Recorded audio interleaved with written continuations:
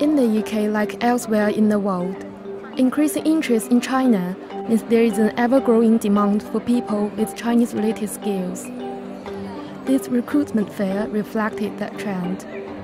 Organized by the Chopstick Club, a Sino-Anglo networking group, it was targeted towards the Chinese job market and held at the offices of Bloomberg. The Chopsticks Club was founded in 1993 by Rupert Heathworth, the publisher who created the China Rich List of the country's wealthiest individuals in his monthly Hurun report. Under its next directors, H.J. Coston and Teresa Booth, the London-based club has continued to grow and now provides a unique meeting place and networking opportunity for Chinese-related professionals. We are a club that is very much 50% Chinese nationals, 50% British, and we are passionate about China. The club was founded really by a group of us graduates. When we finished studying Chinese, we wanted to stay abreast of changes in modern China. We wanted to keep in touch with each other when we moved to London. So it never started. The vision was never to be what this is today, which is a huge network of professionals all over China and over the UK who are passionate about China.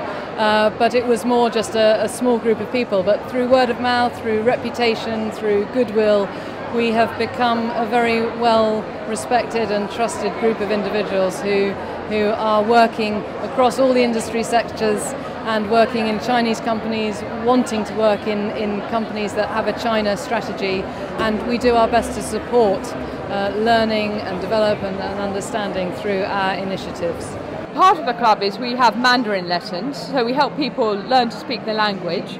We have speakers every month, so that gives people an opportunity to learn more about China. Our membership, and this is unique, it's 50% people from mainland China and 50% people from the UK or the rest of the world, which means you get proper integration, exchange, and it means you can make friends properly, not just on a business level, but on all levels.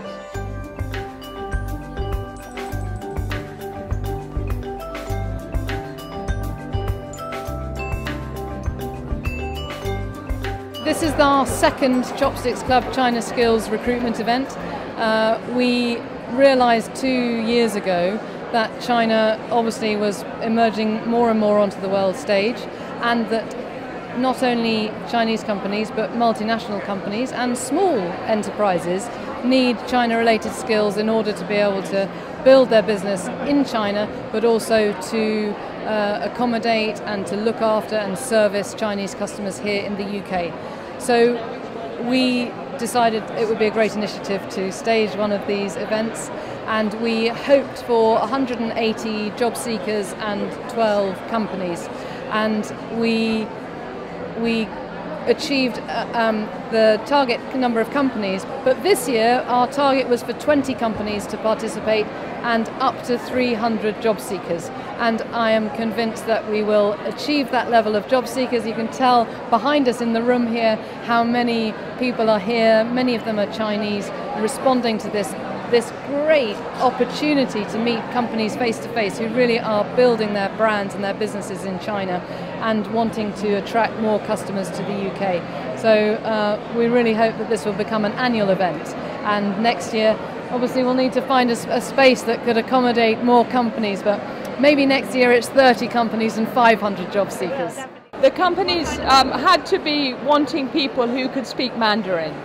Some of them want other skills too, but the number one requirement was somebody could either speak Mandarin as a native speaker or had studied Mandarin at university.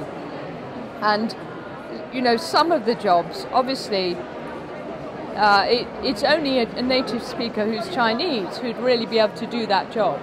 There is no other fair that celebrates China-related skills, and the companies that have come here recognise that they have a need for, I use the term cultural dexterity, but that falls in line with their strategies and policies internally to employ people from different cultures with different backgrounds and skill sets and languages, and they recognise that China is a growing market and they need to engage with people who understand that. And so it's a perfect marriage, this event, and we just hope for a win-win for everybody.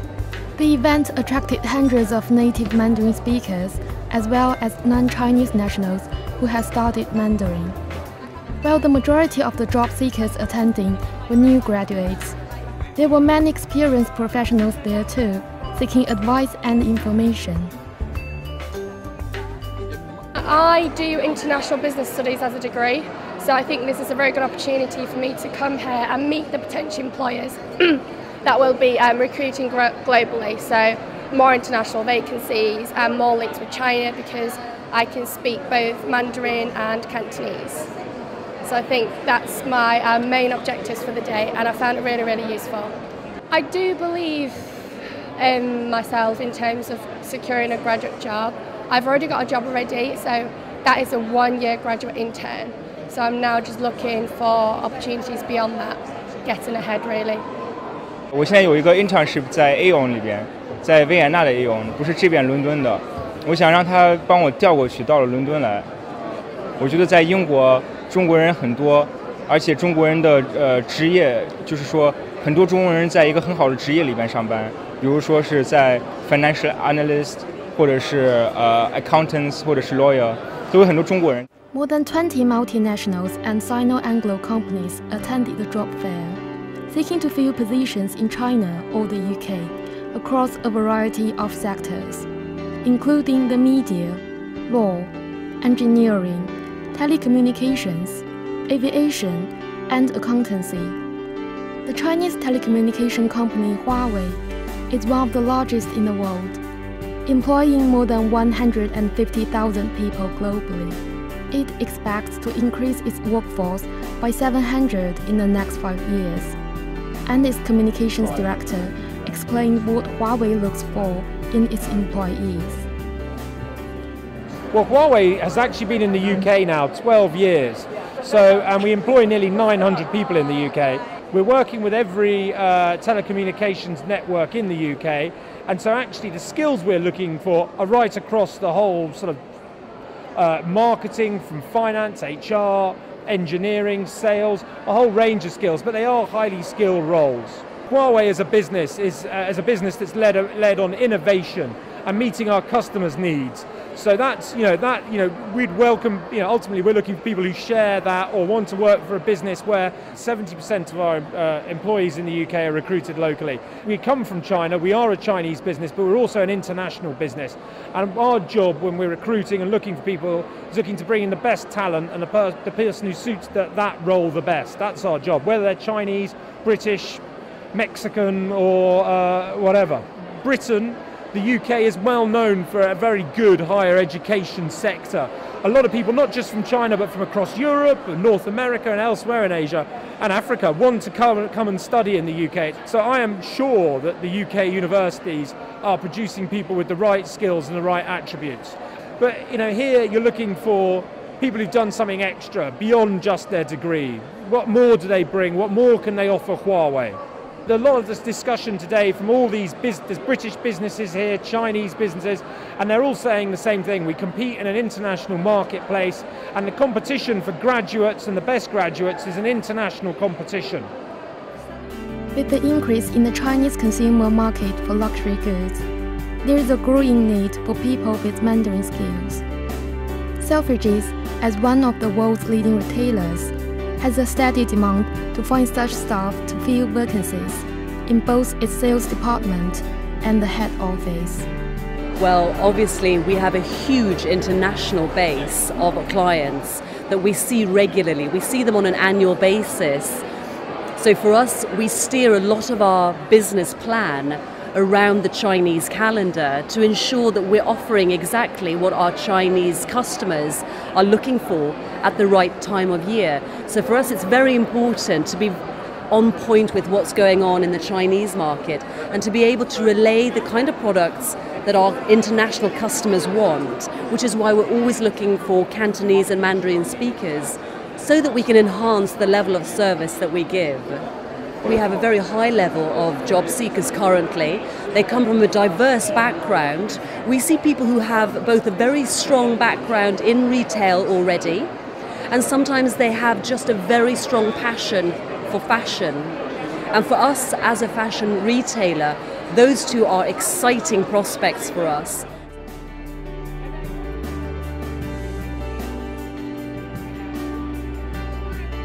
For other prospective employers, the huge number of suitably qualified applicants looking for work presents its own problems. We're here today just to see what the talent is available to fill positions within our organisation, because we're growing very rapidly. Our culture is very international, so we like people coming from both Chinese and English-speaking backgrounds, but it's important to have an understanding in both languages. Some are very good and some are exceptional. Others, I think, need more development. The problem is the competition. Everybody coming here has the required education background, they have the required professional experience. What is going to get them noticed was what makes them different from everyone else and what they want to do. Because if I have 10 people with the same education background, I want the person who really wants the job, not just thinking like, okay, maybe I can do it. Yeah. Basically, my important thing is what makes them different and what is their passion. Now the UK's immigration policy has been tightened. The problem facing Chinese graduates is not only the fierce competition. Without the guarantee of being able to obtain a work visa, there would be very little chance of them being able to stay on after graduation. 我们感觉到今天大部分的求职者呢，他们都是应届的毕业生，那么就是说他们可能最近就是现在面临最大的问题就是说，如果需要留下来，找到一份长期的这种工作呢，他们首先面对的是签证的问题，那就目前来说呢，可能这个也是我们暂时没。就是说不能帮助他们解决的一个问题，所以呢，需要他们自行解决这个签证。Alongside potential employers, there were headhunters at the recruitment fair too, on the lookout to find ideal employees for their Chinese clients. I came here today to see which companies are hiring because I've been involved in China issues for about 10 years. And it's been very interesting to see how recruitment activities have moved away from the finance side into luxury goods, engineering, even media. And I think that's an interesting sign as to what the Chinese economy is doing and what impact it's having in the UK. As a headhunter, I noticed that in the middle management segment of the workforce in China, foreign employees were disappearing. Why? I think for a number of reasons. Firstly, the talent pool in China is maturing. There are better people there, and hiring managers are more aware of them for the roles that they need to perform, which are essentially domestic sales and marketing. And also that the social insurance law in China, which came in October 2010, now employers have to pay, depending on where you are, up to 50% of the base salary for foreigners, for expats. And that never happened before. So now if you're a hiring manager in China and you're looking at your HR spread, it becomes a financial question as to whether you bring in foreign talent. The day also offered a variety of activities to help job seekers, including employment consultant Martin Archer's workshops. We find that there's quite a big cultural difference between Chinese companies and international companies. So we find that generally Chinese companies are looking for people who will be hardworking and loyal.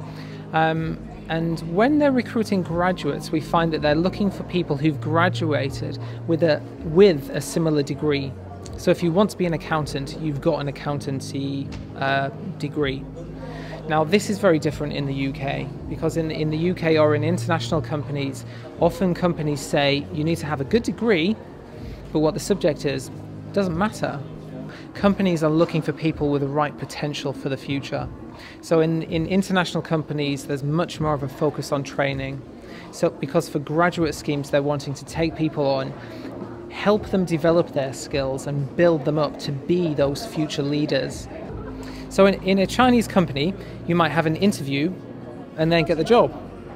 But in an international company, they're not just going to say, you've got an accountancy degree, so therefore we'll take you on into an accountancy role. They're going to say, okay, you've got a good degree, but what we want to do is test you. We want to talk to you. We want to find out what you want in life, what you want in your career. We want to find out about you and what motivates you, what you like and what you don't like. And we want to find out what you're good at. So, are you good at working in teams? Are you good at making decisions? So to test for those things, of course, is a lot more complicated. So international companies generally have more interviews and different e-tray exercises and all sorts of different tests where they are looking for these different skills. And the recruitment fair was the perfect place for Chinese graduates to gather tips from experts on how to overcome cultural differences, sell themselves to potential employers, and generally improve their hopes of finding work. If you're well prepared and you know what you want to say and how you can get your point across effectively, then that will be really good, a really positive way to enhance your career prospects and to find work. You've got to think of yourself a little bit as a product. What are your unique selling points? What are you particularly good at? Focus on what you're good at. You know, if you write well, that should be something you emphasize. If you're particularly well organized, that should be something you should, if you feel a very process-driven person, you should emphasize your strengths. Think of yourself as a product. You know, think of accentuating the positives. That's what you've got to do when you're looking for a job. I personally, as an entrepreneur, I would suggest them, depending on who they are as people, what characters they are, take the dive and do something creative, be brave enough to set up on your own, do something genuinely interesting.